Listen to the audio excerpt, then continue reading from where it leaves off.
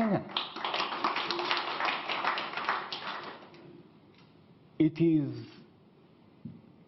a paradox that William Ruto,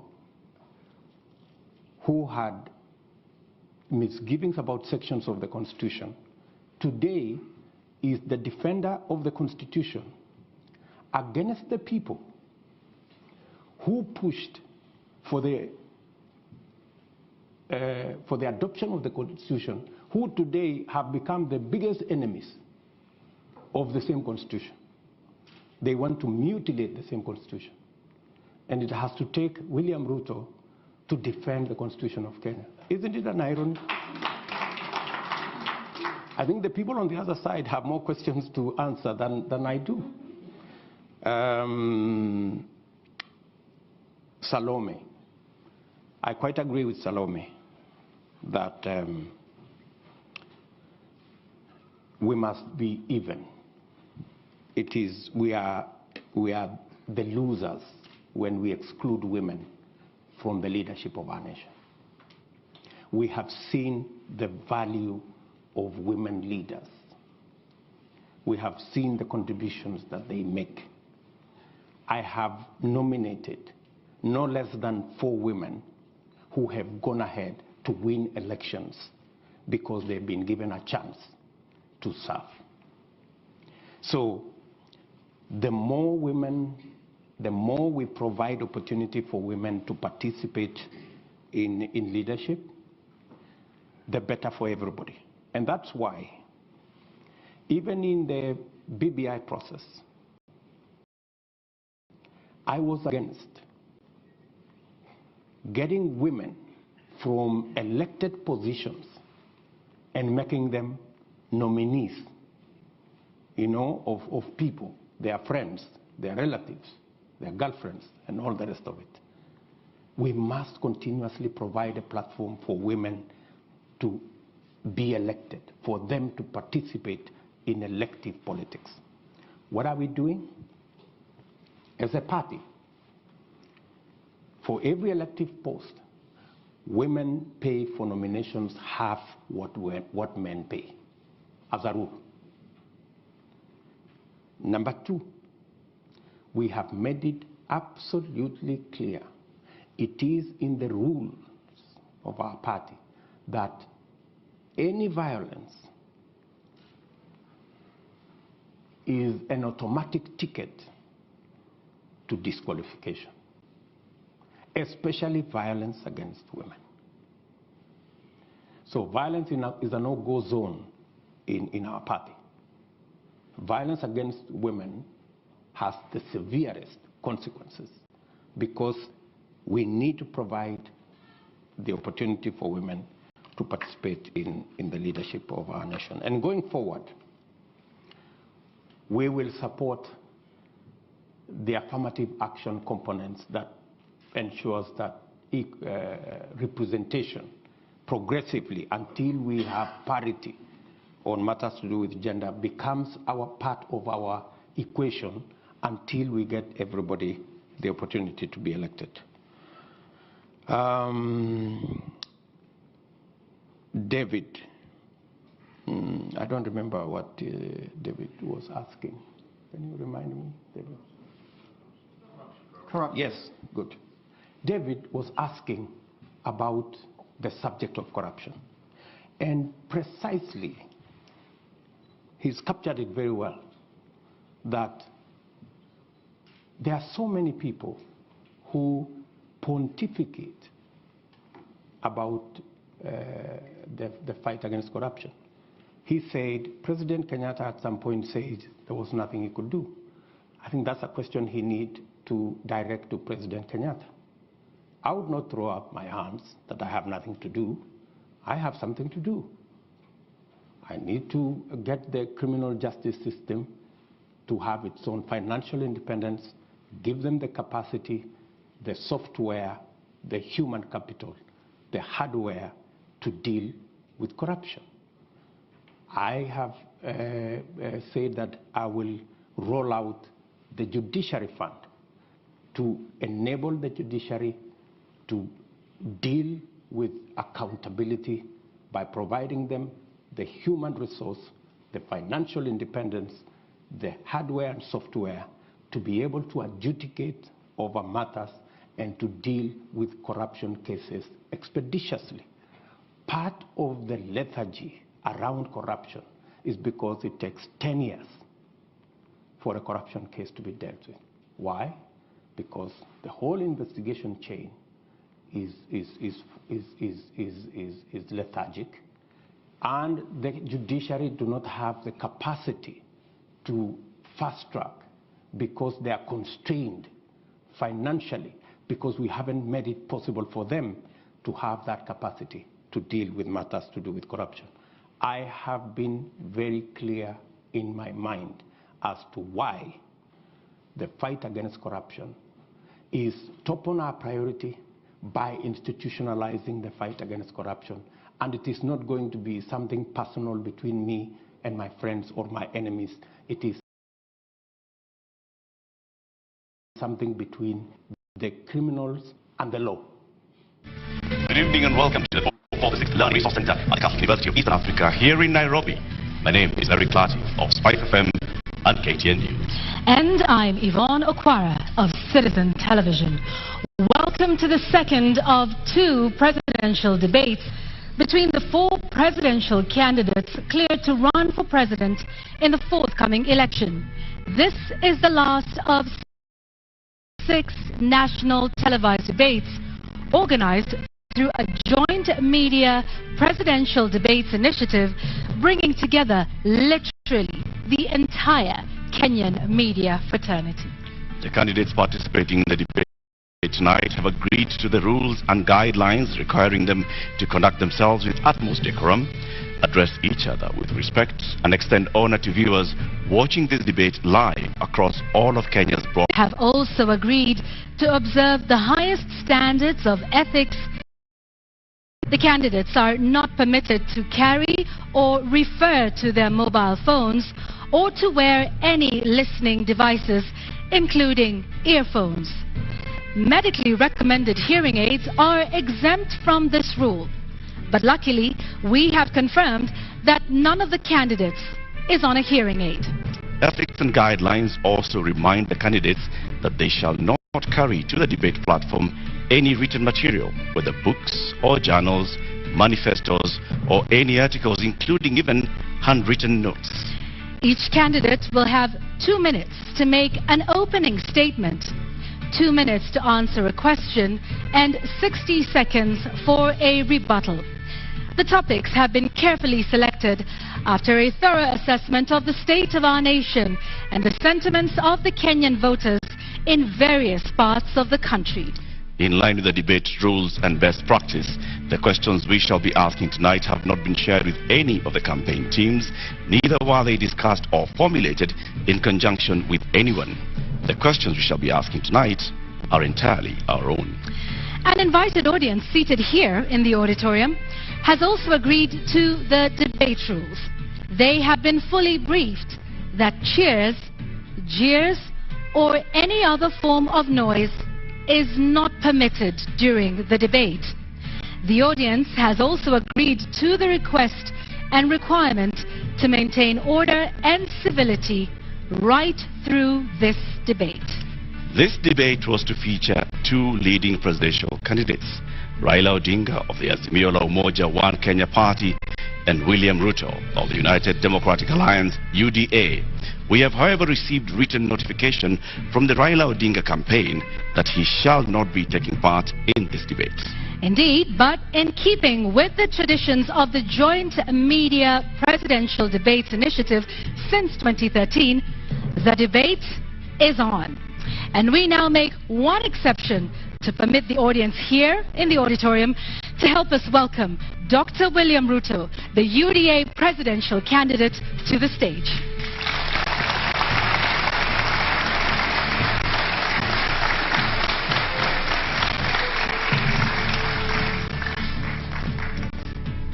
Your Excellency Deputy President, Honorable Ruto, thank you very much for honoring Kenyans with this appearance. We shall conduct a series of question and answer, in which whose topics have already been shared with you. We'll give you 2 minutes to begin with your opening statement before we go to the main thrust of the questions tonight. Thank you very much. William Ruto, a husband, to my dear wife Rachel, who is in this audience, a father, to my children who are also joining me this evening in this debate, the sitting Deputy President of Kenya, a presidential candidate in this election, and I have come here to participate in this debate because I have presented myself as a presidential candidate, knowing very well where our country is. We are a country that is faced with mounting challenges. We have a huge track record of what we have achieved, but there is tremendous opportunity out there for more to be achieved. I believe that this is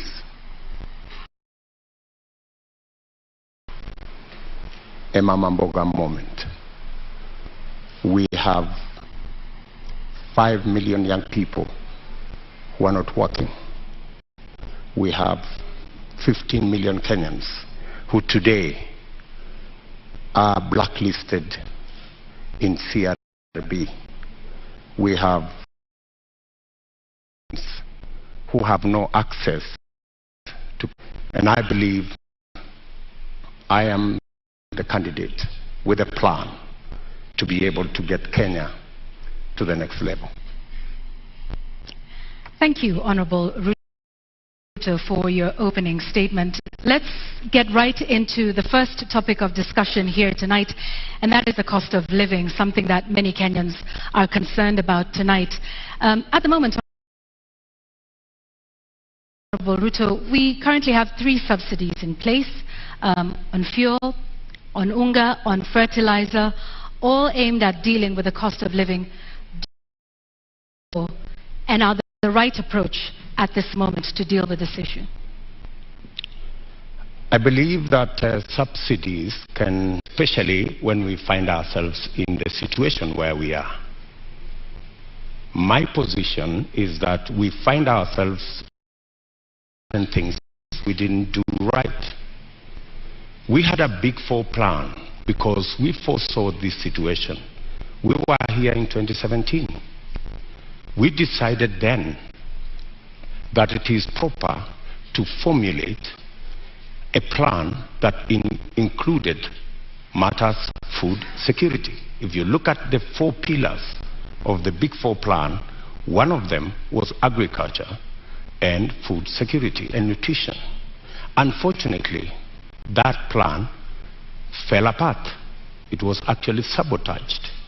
So we find ourselves in this space because, one, we didn't capitalize our agricultural sector. We didn't provide, we actually removed the fertilizer subsidy program that existed, which we just reinstated, I think, 3 months ago. Why did we withdraw it in the first place? Because to deal with the cost of living, you just have to increase agricultural productivity. And to increase productivity, agricultural productivity, you need to do 3 things. Number 1, make sure farmers have access to inputs, fertilizer, seeds, pesticides. Make sure the farmers have the necessary capital to be able to do the farming. And 3, make sure they have access to markets that are not rigged. Unfortunately, we didn't do that, and that's why we find ourselves in the situation we're in. So that's why in our plan, as Kenya Kwanza, we have set out with clarity what we need to do. We have put in place a 30 billion revolving fund to make sure that farmers have access to inputs. We have added a 12 billion shilling expenditure on agricultural extension, because it's not just enough to have inputs. It's also important for farmers to use the latest information on how to get our farming right and increase the productivity of every farmer. And the statistics show, with access to fertilizer, with access to certified seed, with access to capital, a farmer who produces 5 bags can produce 15. So we can actually double, if not triple, our agricultural output.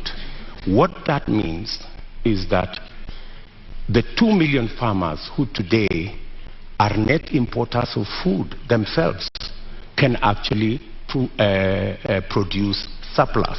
And we can make sure that we have sufficient supply that ensures that the prices are reasonable for everybody. So the real solution to the cost of living, especially on matters food, because we all understand the biggest contributor to the high cost of living is the cost of food. The average expenditure of families is 52% of their income. In fact, poorer families spend between 60 and 65% of their income on food. So dealing with the cost of food significantly deals with the challenge of high cost of living.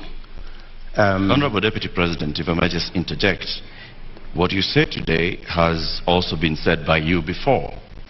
In the first term of your administration, you pledged the same, that you are going to deal with agriculture, you're going to support farmers, and that's when the first fertilizer subsidy was rolled in, before it was embroiled in scandal. And you'd also promised the Galana Kulalu project. When you say today that the food security aspect of the Big Four agenda was sabotaged, what exactly do you mean? What failed in the Big Four agenda with regards to food security? Precisely that. It was sabotaged. By who and how? Because you know as well as I do that we never got to implement that plan. Immediately we changed course, and the whole Big Four plan was shelved. And we went on a tangent because of the handshake equation. We went to handshake, to BBI, and the rest is history. We didn't get the time to do what we had promised the people of Kenya to do. In fact, immediately thereafter, I tried, like has been tradition for me, to support my boss. And many times, I tried to push the Big Four plan, to the extent that my boss, the president, asked me that he wanted to do things differently. And he requested that he wanted to assemble a different group of people to help him deliver on what he wanted to be the legacy of the fourth president. And unfortunately, the Big Four suffered a big blow because the whole of that program did not take place. Galana Kulalu project, Honorable Deputy President, was launched during the first term. What happened? What went wrong? Why did it fail? The Galana Kulalu project was conceived. In fact, what happened is the first 10,000, the pilot on the first 10,000 program took place. In fact, the first harvest of maize in that program came into being. And the recommendations from the trial on that project was we needed to build a dam. because the water from the river was not sufficient to do the Galana Kulalu project. We needed to scale up now and do the dam so that the water that was available, because the soils research and the trials showed that the soils could actually support the production of maize and other cereals. Unfortunately, it didn't move from there because we didn't get the dam sorted. And you know that we had actually 57 dams that we would have wanted to do. Unfortunately, they didn't happen. They suffered. So why didn't you challenges. do the dams, Honorable Deputy President? And the former ambassador of Israel to Kenya also said that they were facing frustration in supporting the Kenyan government on this. Why did you not do the dams? Why did you not go ahead with the implementation of the Galana Kulalu project? The Galana Kulalu project, as I have told you, was part of a wider plan to make sure that we move our agricultural productivity from rain-fed to irrigation. And it was not just about Galana Kulalu, it was a series of other dams, including what we call the high Grand Fall dams that were supposed to feed into the lower part of the Tana. It was Lowat Dam in Turkana. It was Radat Dam in Baringo. There was a big plan around that that was now supposed to roll into place with now our targeted, because our second term was targeted at agricultural productivity and food security, and we had now made it the deliverable for our second term. And as I have told you, our second term program ran into headwinds. Honorable Ruto, just to continue to understand Galana Kulalu, because that was a big project that, had it have succeeded, might have solved quite a few of the issues we have with respect to food security. The Auditor General conducted a report and cited weaknesses in the contracting of it. First, that there was single sourcing, and that even the manner in which the contract itself was done, in terms of payments that were tied to the contractor, and so raising a number of issues around the manner in which the contract itself was put together, that then states that this was something that was going to fail anyway. And so what's your response to that with respect to the manner in which contracting is done in this country, particularly with Galana Kulalu, which is a big project under the first term of the Jubilee administration, of which you are a part? I quite agree that issues were raised around the contract, and that is why the contract actually was shelved with a balance. It didn't go the full hog, because when those issues were identified, it led to the contract being stopped so that those issues could be addressed. But by the time it was getting there, already the trials had been done, the pivots had been set up, the first crop had been harvested, and we already had the template on what actually needed to be done, because the contract, the initial contract, was for the first 10,000 acres. The real contract was for the million acres, which was really the target for food production. But as I have told you, that is not the only project we were looking at for food production. And let me also say that even without the implementation of the Galana Kulalu, supporting the farmers as they are today would still guarantee us a situation where we would not be in the situation we are in. Today, for the first time in Kenya, the price of unga has gone to 230 in some cases. It's never been that bad. I must say, as a former Minister for Agriculture, serving under President Kibaki, I am the minister who assembled the infrastructure that provide subsidy on fertilizer. And we saw an increase of 5 million bags of maize when we rolled that plan. When the fertilizer subsidy was canceled 2 years ago, that is why we are where we are. We are not here because Galana failed. We are here because we didn't do what we needed to do with our farmers the way they are today. What Galana Kulalu was supposed to give us is actually that extra production that would even make it possible for Kenya to export.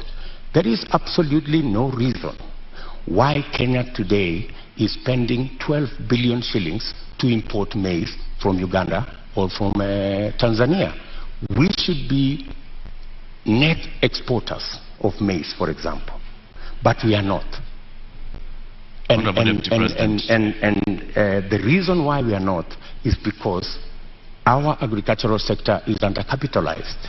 We have removed the support that farmers always had.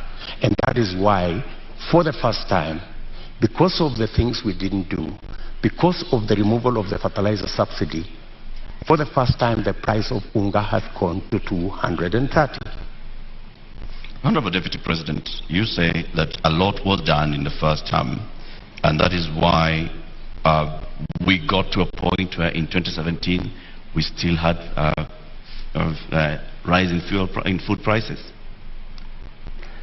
In 2017, it was specifically because of drought. And for your information, the prices of flour, maize flour, went to 140.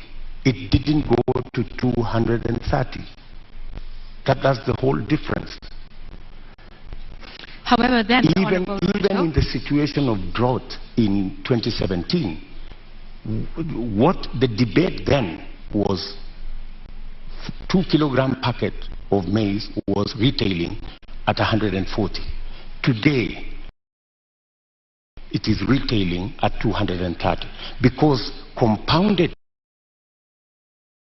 with the drought, we just did not produce as we should have produced because we didn't support the farmers the way we have always supported the farmers. Honorable Ruto, I'd like to speak about another issue that is a contributing factor to the cost of living, and that is the high cost of fuel in the country.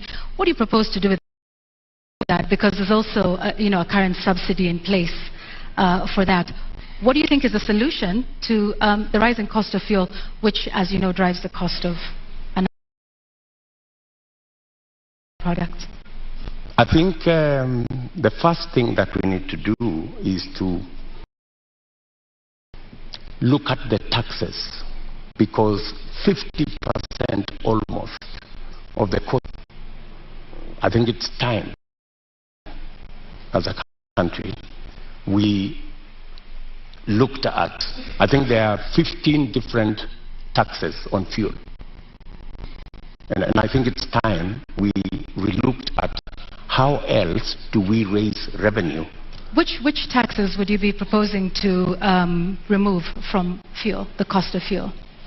I think majority of the taxes, 15 different taxes that are there. I do not have the specifics, but those 15, I think we need to interrogate these 15 different taxes. Which ones can we put aside so that, like other countries, we can limit the taxation? Let me ask, yeah. Yes, okay. Take, for example, VAT. Correct. I think we need to rethink taxation, VAT taxation on fuel. That was the latest inclusion of taxes on fuel. And I think it was very controversial.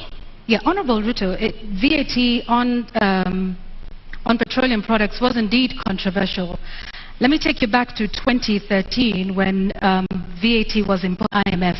At the time, then Majority Leader Aden Duale said, and I quote, "The 181 members have been convinced by our party leader and our deputy party leader on the rationale of 8% VAT on petroleum products." He went on to say, 181 is a very big number, and we will convince our members from the NASA side. So you, at this point in the year 2015, I believe, when there were 8% to be added on VAT, today you are saying you want to abolish VAT on petroleum products. Why should Kenyans believe you today? Why wouldn't they? I mean, we live in a dynamic country, and it's only fools who don't change their mind. If you are in a situation where the price of fuel has gone to 160, I mean, it's time to think. I mean, when this VAT was imposed, maybe around 100 shillings. When the VAT was imposed, today we find ourselves in the exact same position with a third tranche of an IMF facility, and once again they are calling for the same issue that we are facing with VAT then is the same one we are facing now. And at the point, IMF has in fact said that we do not need to be removing taxes on petroleum products. So with an IMF facility already in place, are you then saying you are going to go back to the IMF and renegotiate the terms of that loan that is already in place regarding IMF VAT on fuel products? What's wrong with negotiating with IMF? I think any reasonable government, looking at the situation where we are, looking at the cost of living, and how many Kenyans are every day sinking below government, to sit down with our development partners, and they are fairly reasonable people, and have a discussion. It is not 8%. We need to renegotiate on some of the items that are outstanding. And apart from looking at that, deploy. For example, we have the fuel deploying it, and what changes can be made. To my knowledge, they are not ready.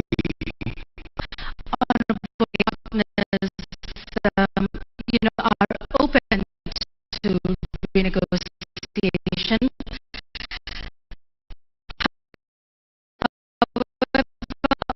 On the matter of renegotiating our debt, Honorable Ruto,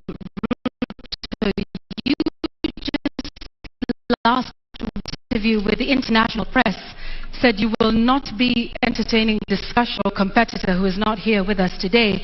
A statement on that. Deputy President, are you to take and seek to restructure our debt? Not at all. That it is reckless for anybody to say we cannot pay our debts. We have what it takes to pay our debts. And mark you, what we were discussing about VAT is very different from negotiating our debts. But it is tied to the IMF facility, which is a loan. It's completely different. How so? What we cannot entertain as a country is a position that we cannot pay. We are in a position that I think that would send the wrong signal. What we have a plan as Kenya Kwanza on how to manage debt. Number one, we have said we will first slow down, put a brakes on borrowing. Number two, we will put brakes on unbudgeted projects. In fact, that's the biggest source of our problem. Projects that are not within the budget, so that we cannot keep our fiscal deficit at what we have committed, 5% or 5.9%. Number three, we need to raise our revenues. And I have said openly that we have area. For example, we collect 52% of all collectible VAT.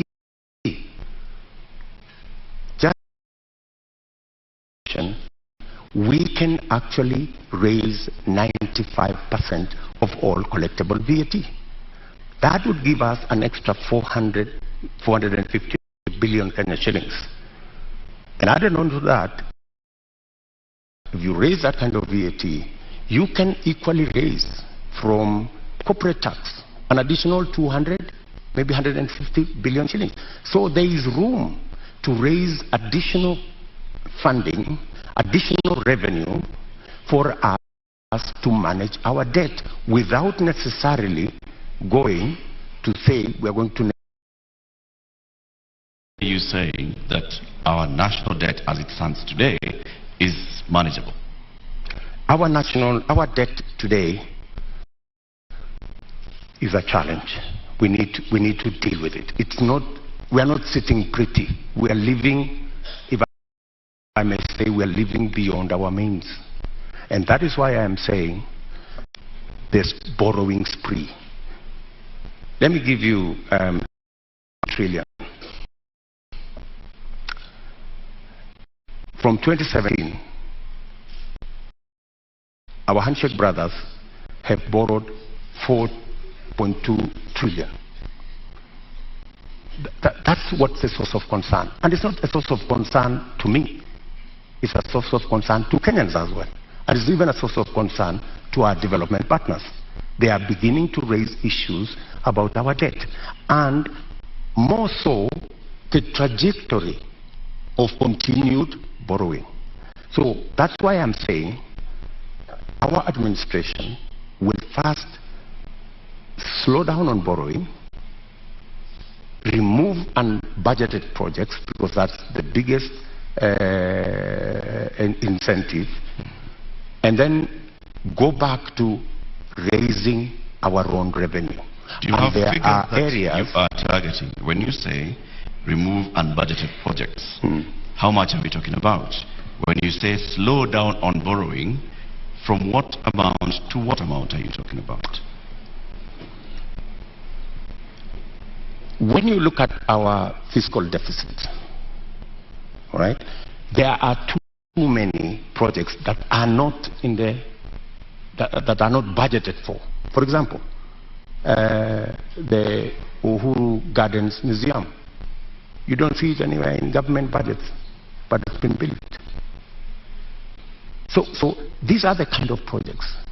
Do you know how much? That, for example, in the last financial year, we've spent close to 15 billion in that project. In the last financial year, Honorable Deputy President, yes. Do you know how much of unbudgeted projects we spent? Actually, unbudgeted projects are in the region of 100 billion. Unbudgeted projects. And that is what is spiraling our borrowing. And I'm saying that our first, and that's why if you go today to the website of the Ministry of Finance, you will hardly find any paperwork there. You will hardly find any, because there are too many projects that cannot be accounted for, that are being done without a budget line. If you look at the expenditure on contingency fund, which is supposed to spend only up to 5% of the budget, sometimes it goes to 50% of the budget. So that is where we need to apply the brakes. And we are saying clearly, we not only have a plan on slowing down on borrowing, we also have a plan on raising revenue in targeted areas. Areas that would give us much more resources to run our budget, number one, and two, to also manage our repayments. And in that particular instance, you may want to know that almost 80% of all our borrowing is actually domestic, which means we are also hurting our own enterprises locally. Access to credit becomes a big challenge. We must think of how we must slow down on borrowing locally and see how we can externalize government borrowing. And it doesn't have to be borrowing. Some of the programs, we must get the stock exchange to take up some of the areas of raising revenue. The stock exchange is a wonderful instrument. We saw it when we were selling the shares of Safaricom. Safaricom was looking for 50 billion. They got 250 billion. It tells you there is a lot of money out there if we use different instruments. How do we use the different instruments of raising capital for long-term investment using the instruments we have, revenue, and using the stock exchange. So these are avenues that are available for us to be able to take our development forward and minimize on borrowing. Honorable Ruto, while we stay on the issue of national debt for a moment, for decades the Treasury has refused to make public contracts that have been signed with some of our lenders like the Exim Bank of China or the China Development Bank. You've been part of a government that has refused to make this information public. Why? Those contracts and agreements, in accordance with the Constitution, are public documents. And the public have a right to know and to have access to that information. The fact that that information is not being made public is against the Constitution. So, under yet, the Mr. Kenya Deputy Kwanza President, administration, you have not. This is something that you could do. You are the Deputy President of this republic. Is this not something you could do or make happen? When you are Deputy President, I'm sorry you've not been one, you would understand to what extent you can do things. And let me give you an example. Many people did not see the mettle of Mwai Kibaki until he was president. When he became president, he made a sterling job of being president. All along, everybody thought he was a lackluster performer. I am undertaking to the people of Kenya that given a chance to be president, things will be different in Kenya. So let me ask this just one more time. You are the sitting Deputy President of this. You say this should have happened constitutionally, but it did not. Was this not something that came up in cabinet meetings? That at least we've not seen you protest about this particular matter, because debt transparency and debt, you know, what we owe and who we are paying is something that taxpayers should know. So if you are saying this is something that should have happened but didn't, why would Kenyans believe you when you say that this is something you will do if elected president? Because I have never been president before. This is the first time I am vying to be president. And this is the first time I will occupy the high office of president. This is when the buck will stop with me. Are you saying, Mr. Deputy President, that in the last 9 years, you have sat in cabinet meetings and expressly said that you'd like the contracts details to be released to the public.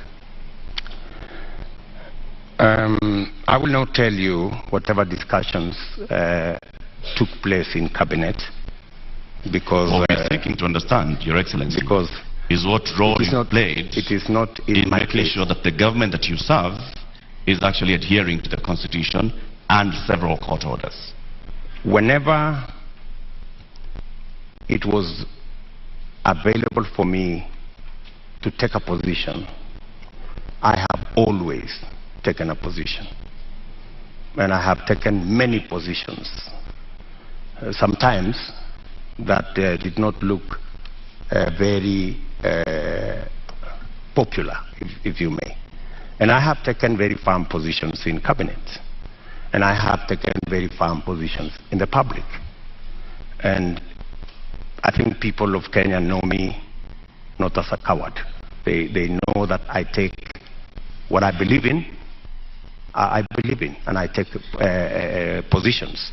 I am saying here that every contract signed by the government of Kenya is a public document, and it should be available to the public.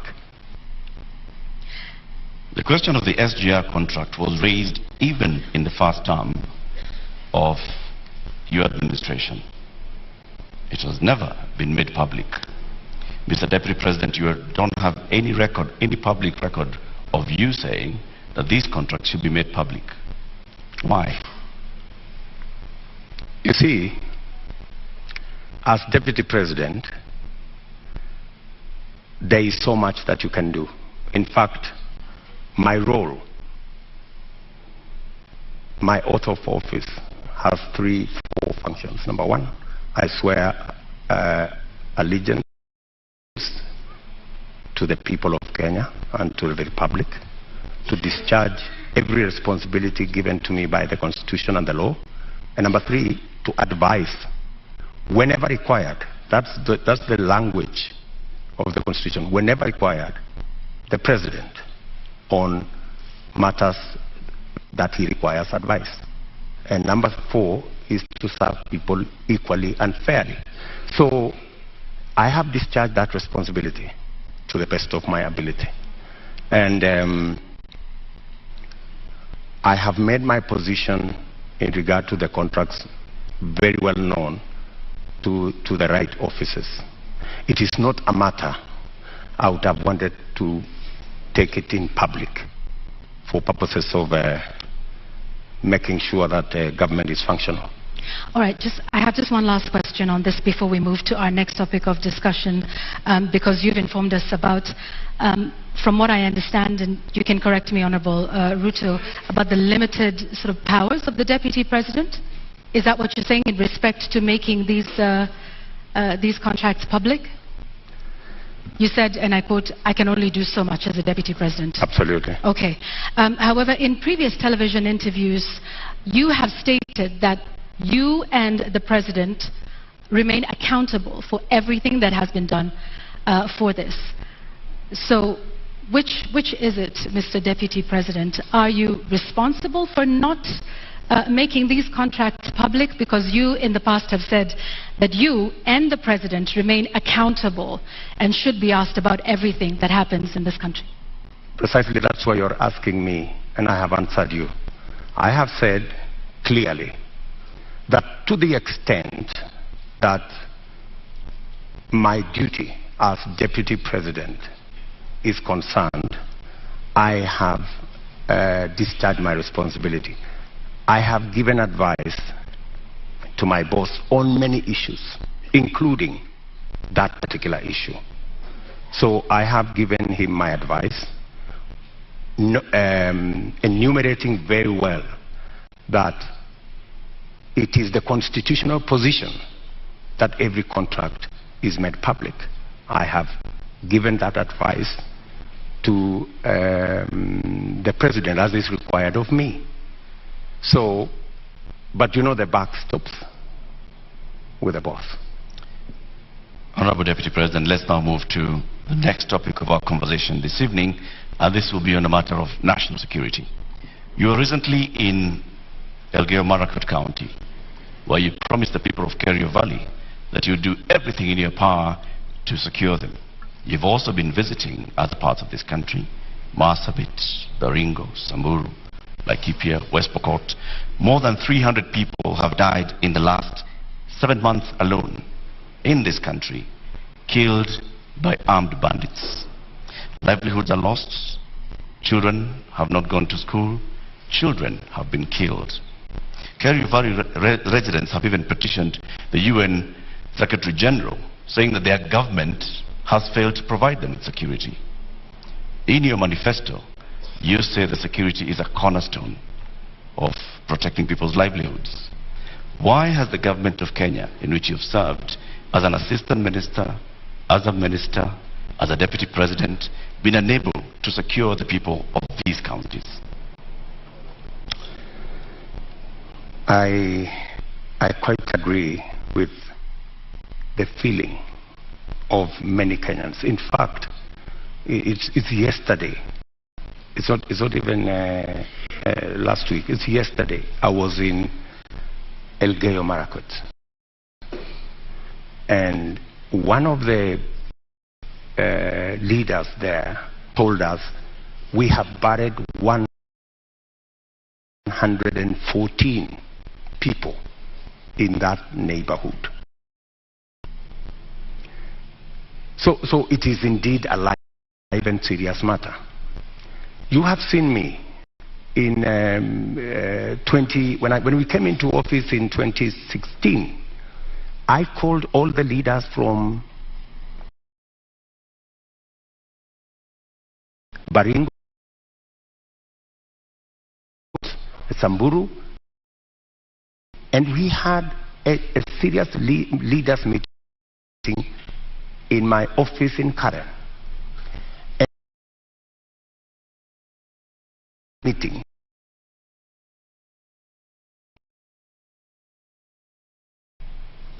We went round National Police Reserve in all those areas, and the situation was under control.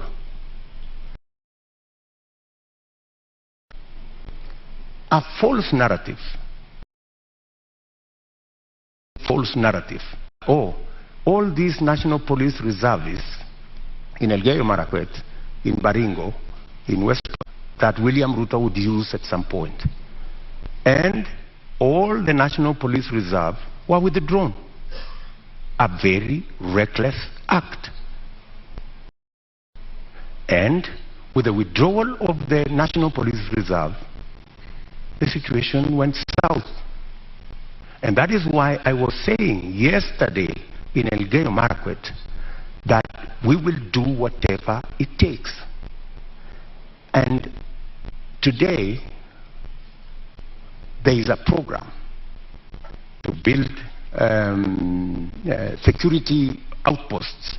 And I'm saying, whatever it takes, even if it means bringing the military and military installations to support the police in some of these areas.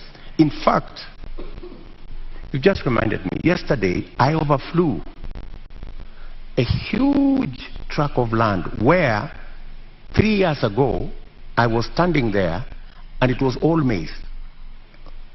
Yesterday they haven't planted there for the last 3 years because of insecurity. So insecurity is not only causing our children not to be in school, it is causing starvation, it is causing death. Yet people want to treat it casually. But Honorable let me tell you, let me just allow in the last 3 years, Mr. Deputy President, you have not spoken out about the issue in Kerio Valley. You have not said anything about the killings that have been taking place, like they told you 150 people buried this year. You spoke about it only yesterday. Where have you been in the last 6 months? I have always been there. In fact, if you go and ask those people in those regions, I have always been present. We have buried many of those people with our own money. We've taken many of those people to hospital with our own money. I have deployed my personal resources to deal with that situation because I know it was a political a political agenda. You know, the withdrawal of the National Police Reserve was really an unfortunate act. But because it was intended to punish William Ruto, you know, never mind that many people lost their lives, is a real tragedy. But that is the nature of our politics in Kenya. Honorable Ruto, unfortunately. Honorable Ruto, you're saying that was done to punish you? What other explanation would you have? You go withdraw security personnel in the whole of that whole region, you know, you subject people to... How would that punish you, Honorable Ruto? Because I am the one who had led the whole, in fact, I am the one who had taken charge. In fact, I was there every 2 weeks in that region. I was there every 2 weeks. I am the one who mobilized the resources. I am the one who mobilized the security men, the identification of the National Police Service. And so it looked like it was Honorable Ruto, it was about me. It was never about me. Did you mobilize those resources on a personal basis or as Deputy President? As Deputy President. So why would your government punish the Deputy President? You live in Kenya, my good friends. And I am failing to understand it, sir. And you know... Are you telling the people of Kerio Valley that 150 of them have been buried this year alone just because a government is punishing the Deputy President? Not just that. The Kimwarer and the Aror dams were cancelled intentionally to punish my supporters. That's it. We will come to that, sir. You, as the Deputy President, consume intelligence reports. Tell us, over the last 30 years, what is it that has led to this continuous cycle of violence in Kerio Valley, in Baringo, in Samburu, in West Pokot, even going as far as Marsabit County? What causes this, and what will you do, knowing the intelligence that you have? The biggest contributor to the situation we have in those regions is competition for resources, competition for water, competition for education. The reason why we had a plan on Radat Dam to provide the water for the whole of that belt, Aror, Kimwarer, Lowat. These are dams that my thinking was, if we provide water in these areas, we can sufficiently roll out belt where people are fighting. It is a granary. We have the best mangoes from that region. We have very good soya that can be grown in that region. The only impediment is water, access to water. And there are enough rivers to be tapped. My solution to the whole of that region is twofold. Let us provide water for livestock. Let us provide water for irrigation. And let us get schools developed, as well as making sure that we provide road infrastructure. That's why we rolled out the road from Parbelo, cutting across that region to come out on the other side in a place called Marich Pass, through Tot, through Chesongoch, and now there was also the road that was supposed to connect Kapedo from the other side of Turkana coming to Nakuru. Opening up that area is the solution. Opening up that area in terms of infrastructure and opening up that area in terms of water infrastructure will provide the solution. Unfortunately, there are people who don't see it that way. So you say that the Aror Kimwarer Dam, you recently said that you are going to complete it should you be elected president. Yes. Why did it fail? I will. Yes, I will. It didn't fail. It was meant to fail. I mean, let me tell you. As a deputy president, sorry, sir, to just interject. As a deputy president, and like I started by saying, you've been minister before, you've been an assistant minister. We are talking about violence that has been taking place for decades, not just in the term that you've been deputy president. So this is not about you being punished now, unless you're telling us that for a long time, there are people that have been scheming to punish William Ruto by killing the people of Kerio Valley. That's not what I'm saying. I am saying we had a solution. We had close to 5,000 National Police Reserve. In fact, we have we'd even moved a step forward to provide armored vehicles to make sure that we can follow whoever these criminals are, right? We had a plan. Unfortunately, that plan was frustrated. And you know, the plan was, let's provide National Police Reserve. Then, let us construct the roads. Then, let's provide water infrastructure. And then, let's provide school infrastructure. That way, you ease out people from that situation where they are today to a new environment where they appreciate education, they have food to eat, their animals have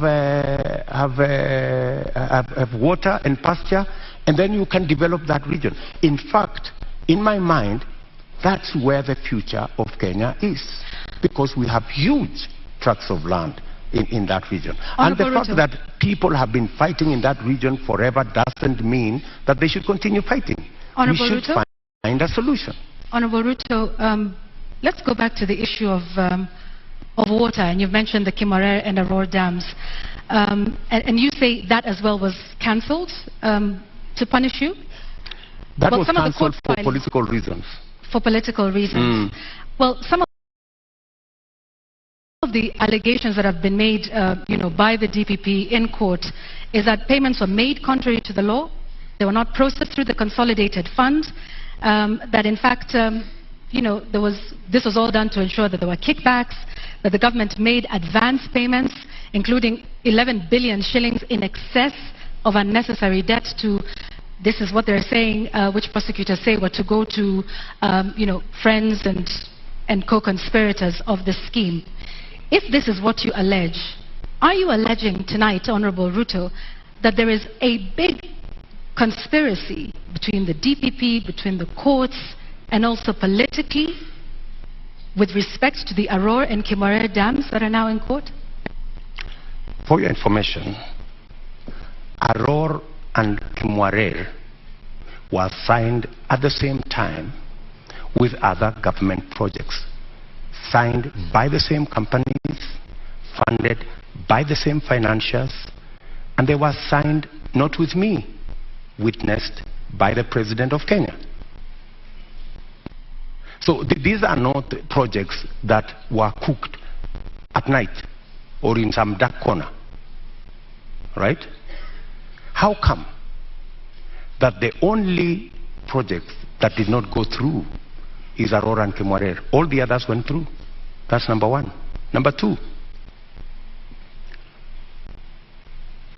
today, the government of Kenya is in court because the contractor, with all those allegations that have been made, the contractor has gone to court to demand payment of another 12 billion shillings.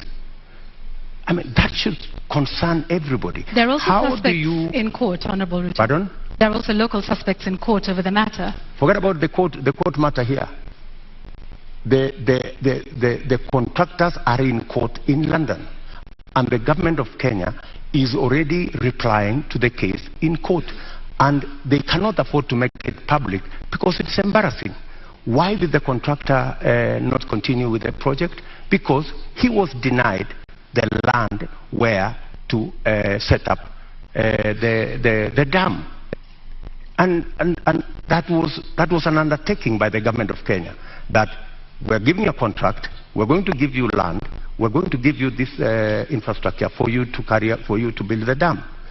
And the reason given then was that, the dam was going to be in a forest. How many dams are in the forest? We have Yamo Dam. We have Yamo Dam in the forest. Honorable we have Ruto. many other dams in the forest. So I think, we have to be honest with ourselves. And that's why I am looking forward to the day somebody will step forward and actually tell the country how will the government of Kenya lose 20 billion shillings that was supposed to build Aror and Kimwarer, and yet there is nothing on the ground. What was this? What was this sinister motive? Do you believe money was lost? I don't believe any money was lost. And even if money was lost, people should be taken to court. But you said around 2019 that it was 7 billion shillings that was lost. No, and not I the didn't say 21 that. that was being alleged by the DPP. I didn't say that. Check my statement. I am very clear about what I said. I said 7 billion shillings was paid. Right? That's what I said. And for your information, I said that 7 billion shillings that was paid was actually insured. The reason we should be asking is, why hasn't the person, the company who insured that money, why haven't they been asked to pay? Because the company that insured that 7 billion is a well-connected company. That's why the demand letter has not been put to them. So what you're alleging... And you see, Kenyans will one day really marvel at what really happened in this Kimwarer and Aror Dam. Honorable You will Ruto, be shocked. tell us what really happened, because what it sounds like is you're alleging the investigating authorities, the DPP, the courts. There are suspects in court at the time, including former Cabinet Secretary Rotich, who I believe was charged afresh a couple of months ago over this issue. If this is all politically instigated, are you then saying that all of these authorities, different arms of government, are conspiring against you, from investigators to the DPP to the courts, to punish you, Honorable Ruto? Let me ask you. That matter has now been in court for 4 years. It has not moved an inch. It's been dancing. This person, today you're being charged, tomorrow, no, remove this person, the next day, remove this person, the next day, change the charges, because somebody is actually waiting for another government to come and carry the shit. Unfortunately. And that's what's going to happen. That's why that case has never moved an inch. Mention after mention, after story after story. I mean, surely, how can we lose 7 billion, another 12 billion that is going to be incurred by this government? And it's an act of political convenience. You just said we didn't lose 7 billion. No, I'm just saying, eventually we will. I mean, if it is not sorted out. And that's why I'm saying, when I come into office, I will make sure that the money is not lost. And I will make sure that the impediment imposed on this project, we will provide the land. The contractor will build the dam, and we will move ahead. To conclude the matter of national security, I think we'll also touch on constitution implementation here.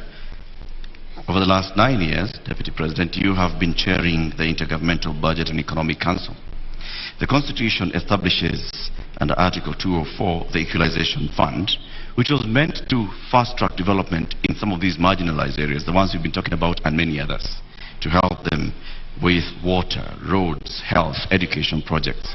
Why has this fund never been operationalized? Two things. My chairmanship of the Intergovernmental Budget and Economic Council extends to a limit. The issue you have raised about Equalization Fund is actually in the ambit of the summit, which is chaired by somebody else. Right? As chairman of the Intergovernmental Economic and Budget Council, in fact, governors listening to me today, they know that we did a perfect job, especially when it came to transfer of functions a function that was supposed to take 3 years, we made sure that we worked day and night because we wanted to get devolution rooted and moving. We completed that exercise in a record 1 year instead of 3 years. We have since worked with county governments. Many of the governors will tell you that I have provided leadership as chair of the council on every matter, whether it was grants, whether it was matters to do with conditional grants, whether it was making sure that there is a balance between what goes to national government and what goes to county governments. The whole of that trajectory, whether the issues to do with settling matters with the former local government authorities, assets, liabilities, I have been working on that with many governors, and we have made tremendous progress, including the final one that we concluded the other day, where counties now, as entities, can borrow money. As entities, like Kipia County is the first that is going to have the leverage to borrow money. So, I have a track record on what I have done. Thank you, Mr. Chairman of IBEC. Now let me ask the question to the Deputy President. Why has the Equalization Fund never been operationalized 12 years after the promulgation of the Constitution? The Equalization Fund, window. As Deputy President I can answer, the Equalization Fund, halfway through, there was a big argument between who will implement this Equalization Fund, because it was under the national government. The counties argued that because there are 14 listed counties to benefit from this fund, why don't we give this money to the counties? Then there was a problem of trying to get the regulations on how this fund would work out. And it dragged on the contestation as to, and some projects were implemented, some water projects were implemented, some road projects were implemented. But the argument continues to be who should. At some point, the law was actually changed to include counties beyond the 14. And that became another big argument. And I accept that we should have done better on the Equalization Fund. And that is why I have made a commitment in our manifesto that that Equalization Fund, whatever the balance of the time that is left, we will make sure that we devolve it to counties. In my belief, the counties are better placed to run that fund than the national government. Thank you, Honorable Ruto. I'd like us to move to the next topic of discussion here tonight, and that is constitution and governance. 13 years since the adoption of the Constitution of Kenya 2010, citizens continue to complain about non-effective implementation and a weak culture of constitutionalism.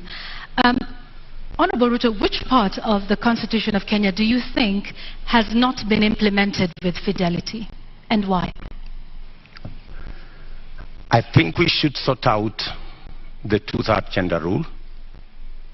I think we owe it to the people of Kenya, and especially to the women of Kenya, that this part of the Constitution is implemented.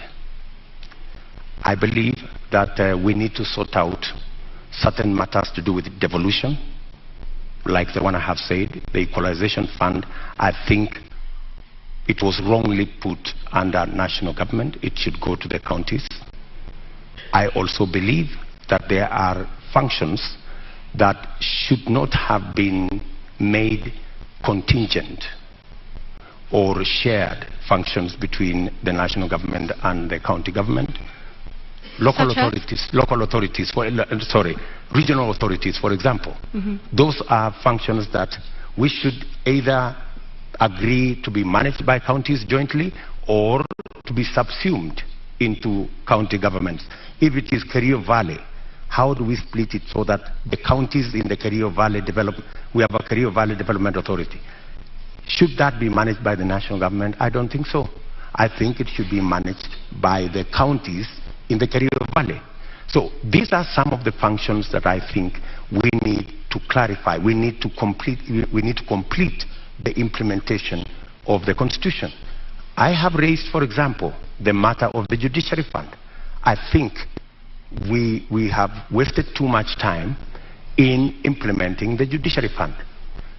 After I pushed so hard, this year, 1st of July, the Judiciary Fund was operationalized, because I have been talking about it for the last year and a half.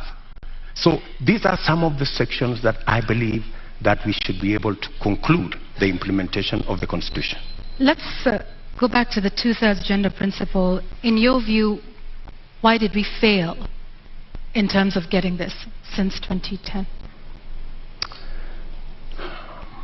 I think, speaking for myself, I have made a commitment, and I know it's doable, to make sure the two-thirds gender rule is realized.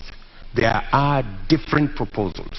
There are proposals that require constitutional change.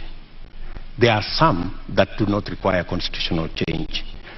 And I have assembled a team of very competent constitutional lawyers to look at how we can have a framework in 90 days of our government, and within 1 year make sure it is implemented. And it's not necessarily for purposes of the women of Kenya. It is for the benefit of everybody. The fact that we do not have as many women leaders is actually a negative for us. There is something we are losing. The women leadership component that is not in our arithmetic is actually taking away from us.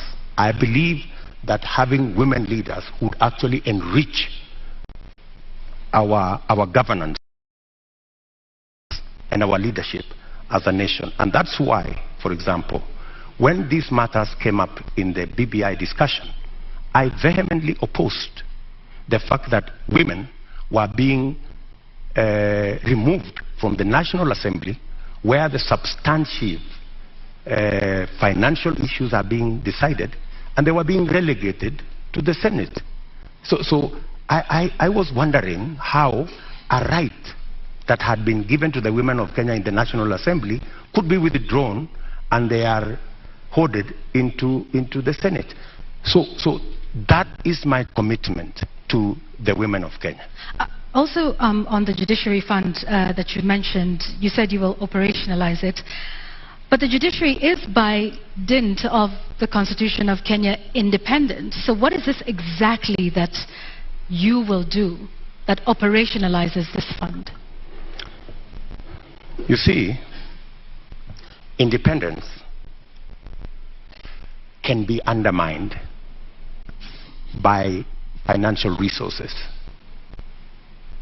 The reason why the judiciary has been raising this issue over and over is because, much as they have their independence, their financial requirements are still subject to other pieces of legislation, which is against the Constitution.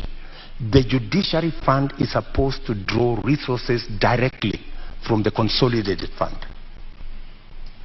Once approved by Parliament, that should be it. And in fact, because of the push that I have had on the Judiciary Fund for the last 1.5 years, it was actually operationalized in June. So you do have some influence, Honorable Ruto, within this government?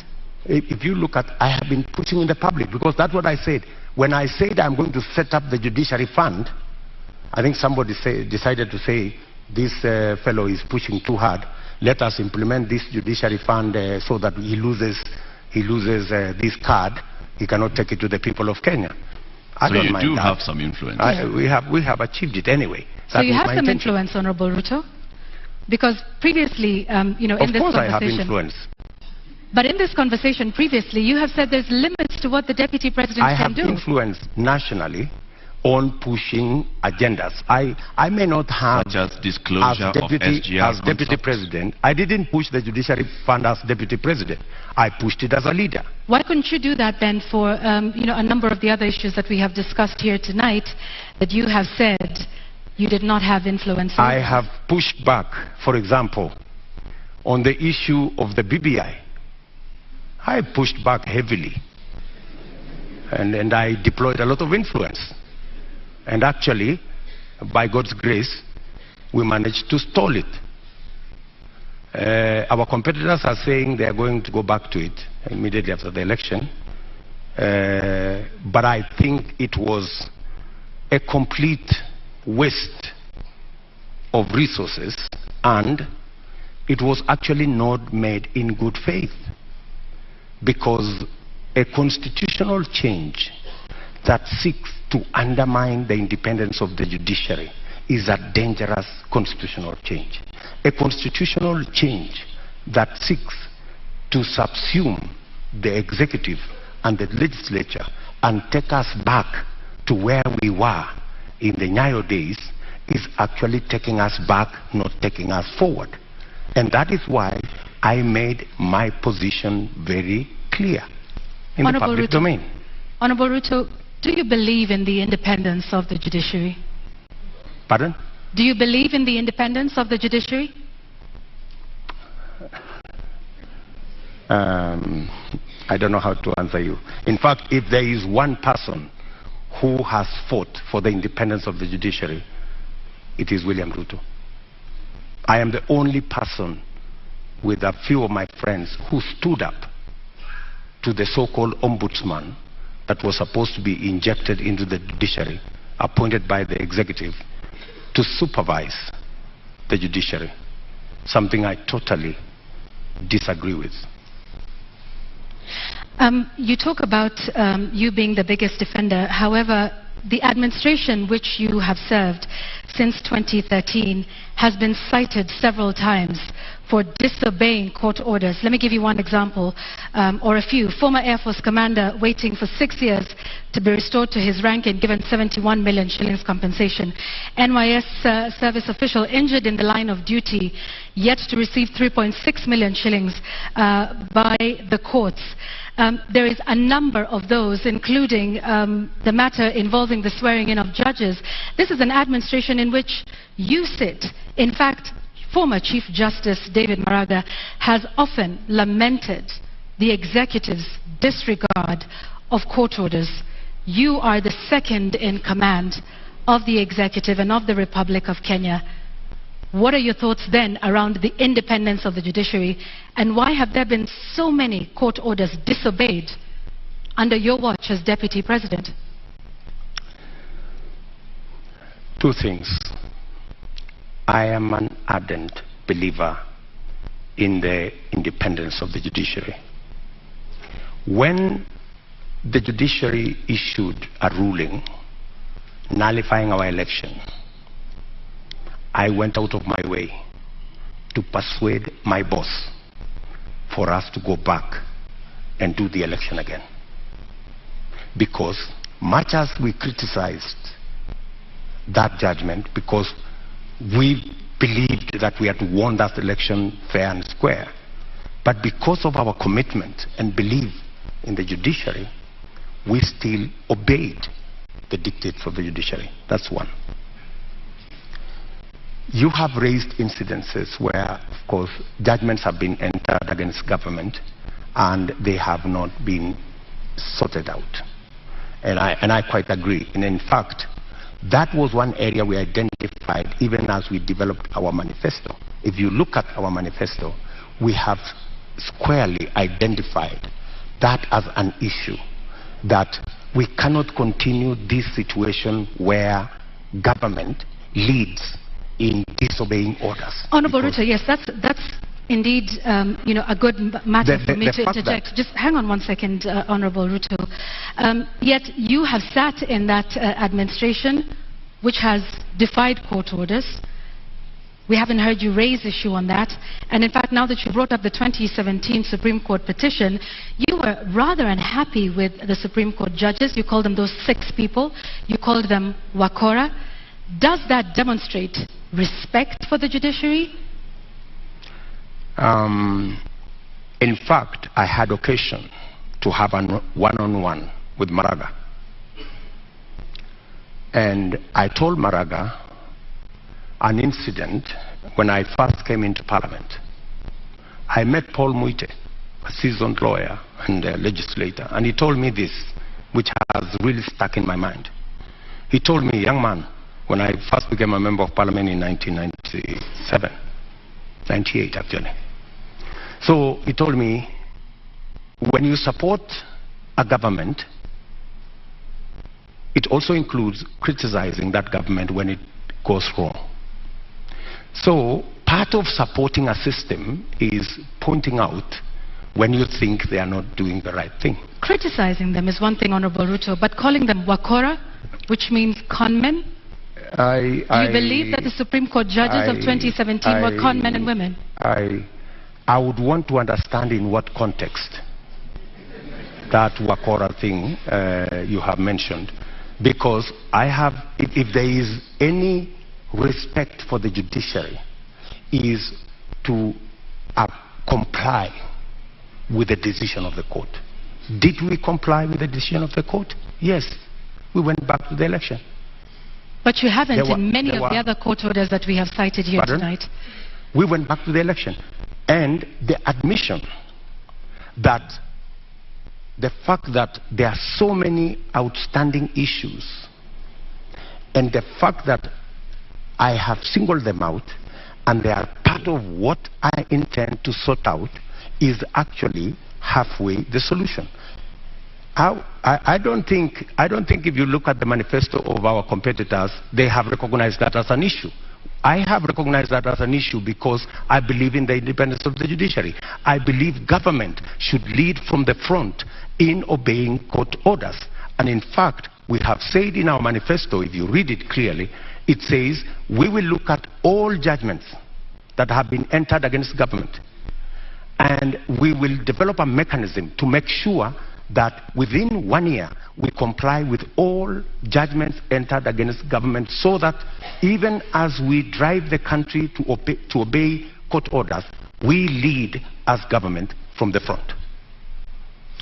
Let's talk about something else, Mr. Deputy President, and this is with regards to leadership and integrity.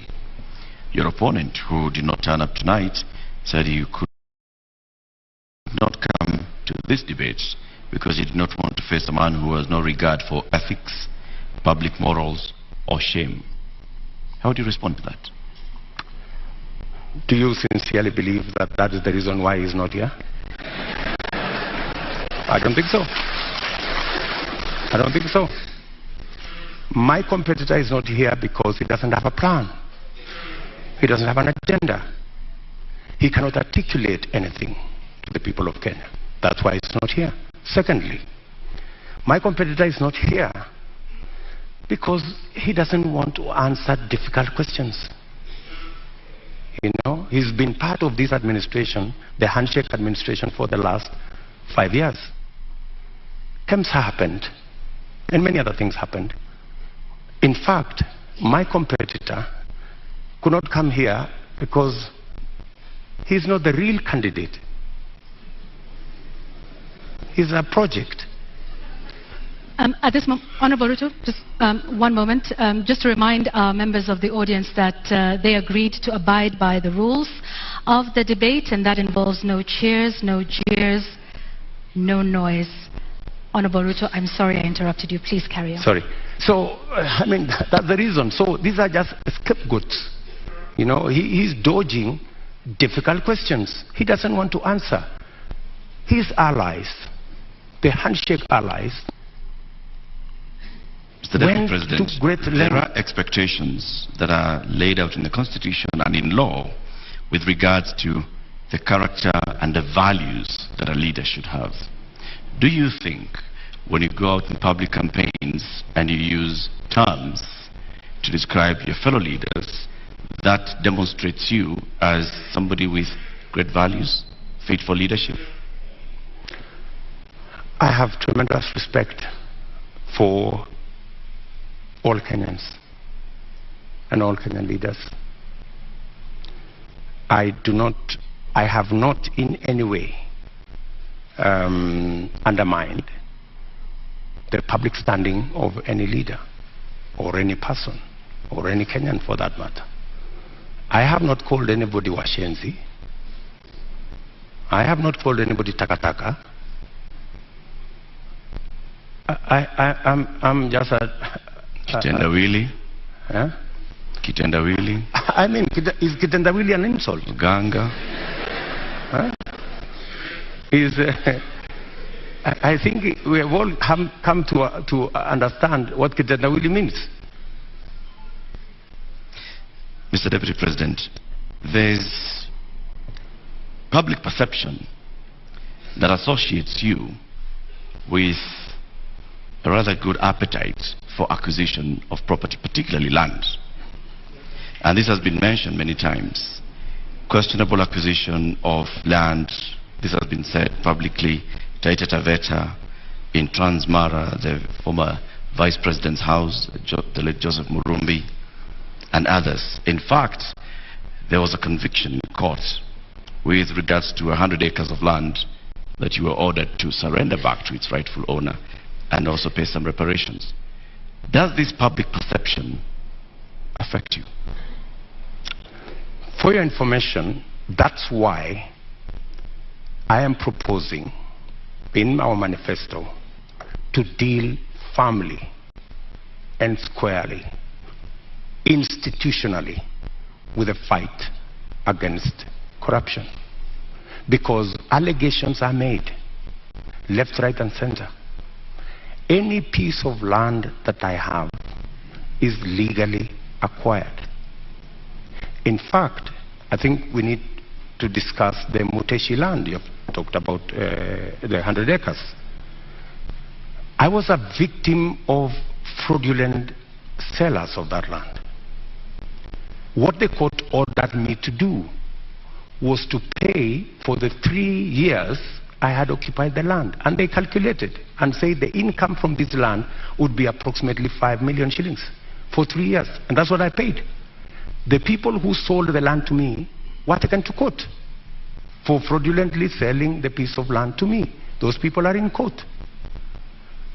The Taveta, my question was, Taveta land issue. There was that, there's a Taveta, there's Western Hotel, there's Transmara.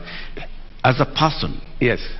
As a person, what does this make you feel when you hear that there's all this public perception about you and irregular acquisition of land? You see, acquisition of property is a legitimate endeavor. How you acquire it, if it is legitimate, you've paid value for it, and I want to tell you, I have paid value for any property that I have. Maybe the whole story has, like everything else that has been said, and all manner of allegations have been raised about many people, you know. My competitor, Dominion land has been mentioned about him, Molasses land, so many other pieces of land. Does that make you guilty? Not at all. I think the presumption of innocence and the fact that I can stand up to scrutiny.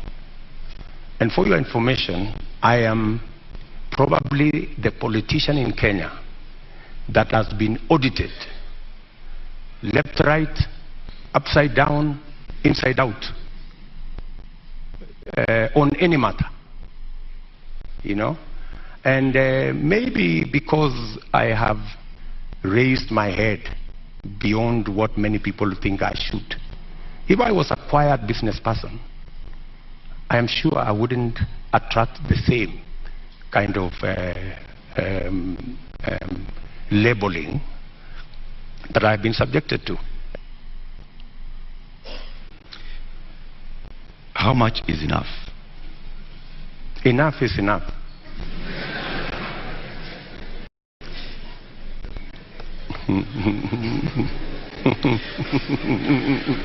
Mr. Deputy President.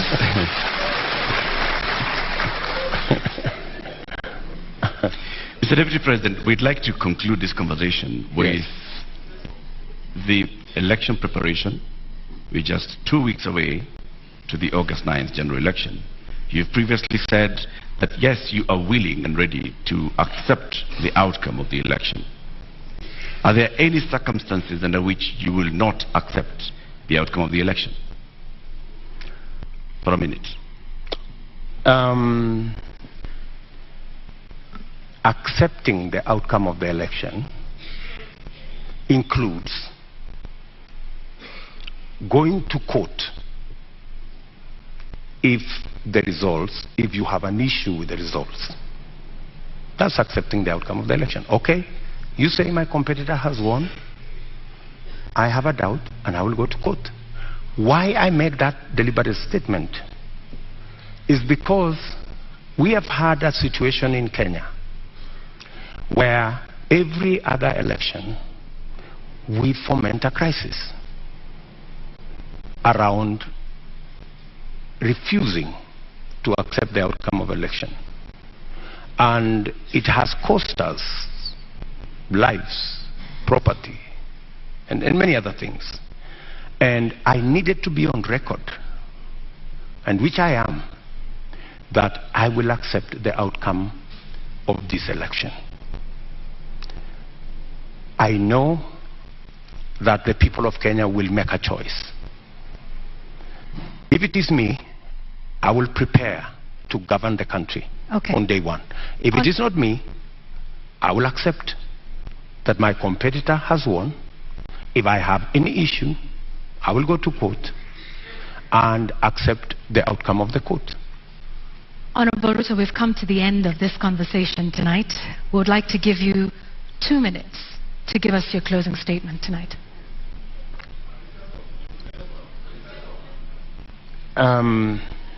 I think it is very important for us to look at this election against what is the competition.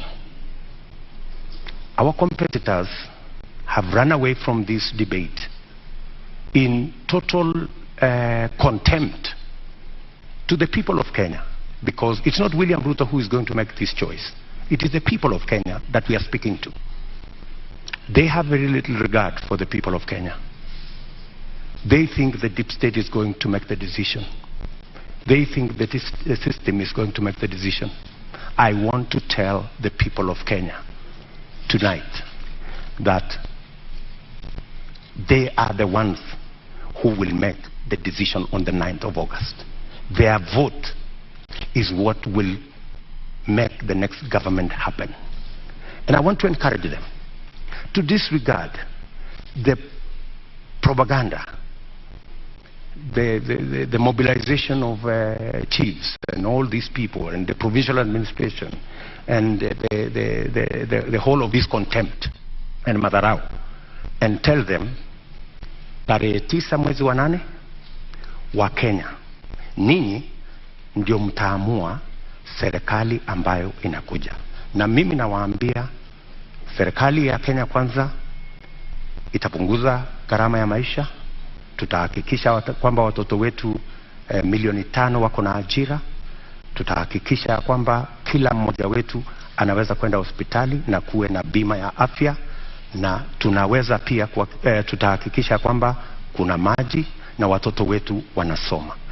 Tuko na mpango. Tarehe 9 mwezi wa 8 waamuke, wapige kura, watengeneze serikali, tuende mbele pamoja. Shukran sana, Mr. Deputy President. Honorable Dr. William Ruto, thank you for making the time for us tonight. Thank you very much. That's right.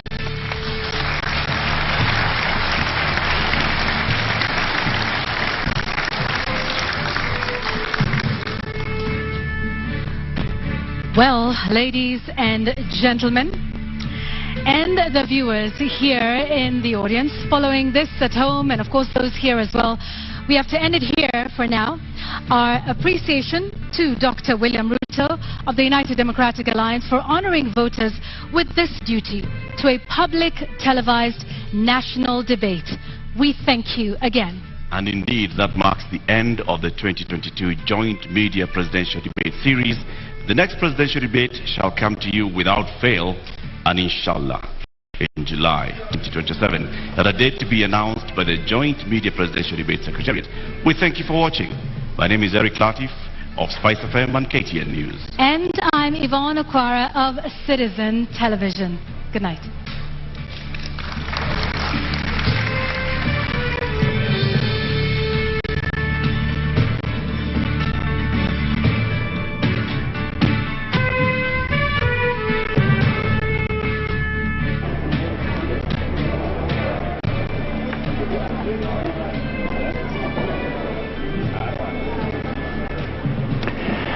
All right, the 90 minutes have gone, and my panel here saying they have flown by because we have seen an engaging session. I mean, it wasn't a debate that we had expected, but no less engaging. How to on very quickly in this post-debate analysis, we don't have that much time, but just some... A very honest opinion. The rest of the people who are giving us long lectures about corruption, it is public knowledge in Kenya that there are people who run a laundry to clean, corrupt people. If you are a corrupt person, you just need to pass through some office, pay some small stipend, and